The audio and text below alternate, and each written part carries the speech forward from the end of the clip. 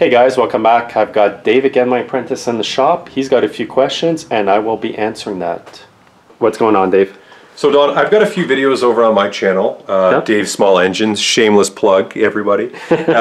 So I spend a lot of time fixing up saws for myself. I don't like, you know, trying to repair a scored piston and cylinder for someone else that I don't know. It's exactly. Just, I think you're better off buying OEM parts or reputable aftermarket parts if it's not just for yourself. But I think there is something pretty cool about fixing a piston and a cylinder if it's going to be a saw for yourself or a trimmer or a blower, whatever it is. Kind of a sense of satisfaction there. Exactly. So what's going on with this piston, Dave? Well, this is the one out of the 261, and as you can see, I've started to just use a bit of sandpaper and the wire wheel on the angle grinder, or sorry, the bench grinder. Now, I'm just going to interject here. What kind of wheel we're using?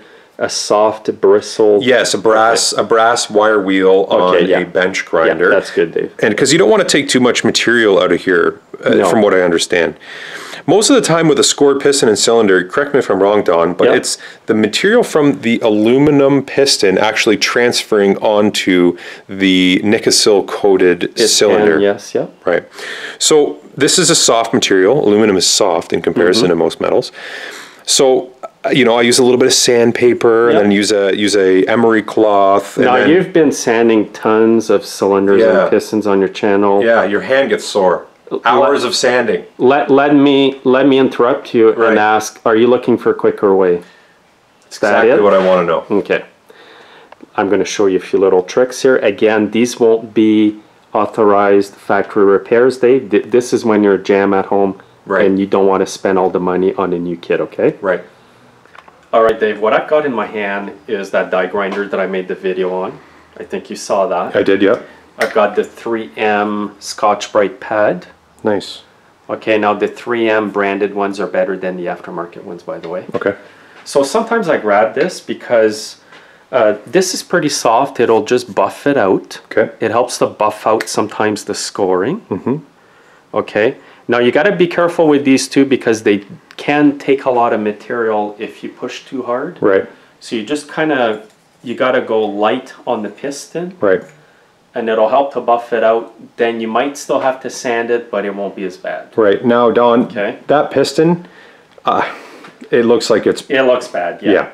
So this piston here, I'm just using it as educational purposes. Perfect. I wouldn't put that back in a saw. Right. I just want to show everybody and you today how you can make this all shiny again, okay?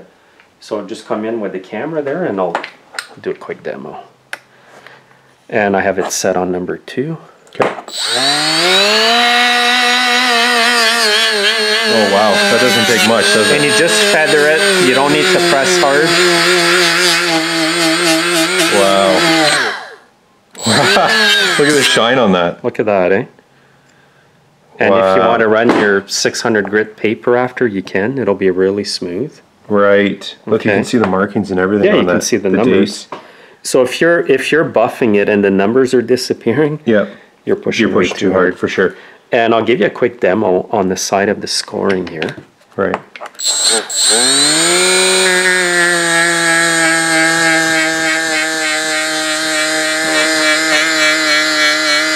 You don't want to stay in one spot too long. Right.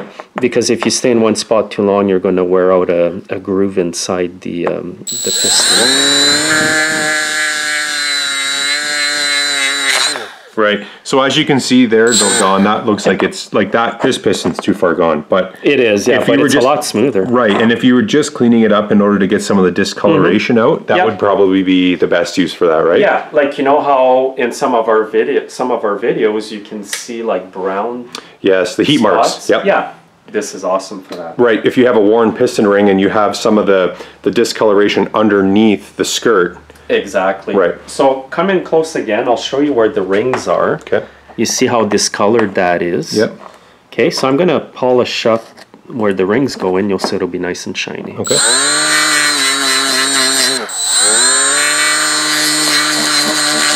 Now that's not taking material off, right? A very, very tiny bit. You don't want to do it too much. No, exactly.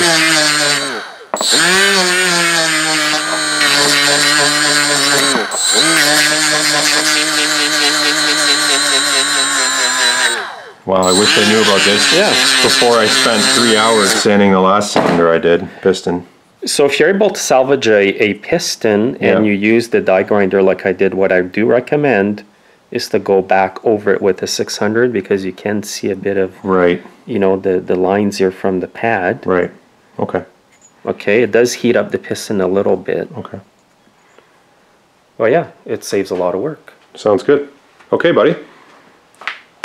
Okay, if you guys haven't seen my tool review on this die grinder, the link's underneath the video.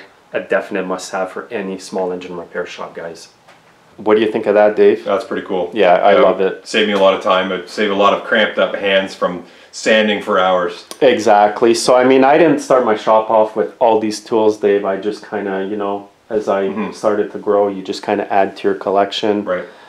If you don't have the die grinder, you can maybe buy just the pads and use the pads by hand as well if you want. Okay.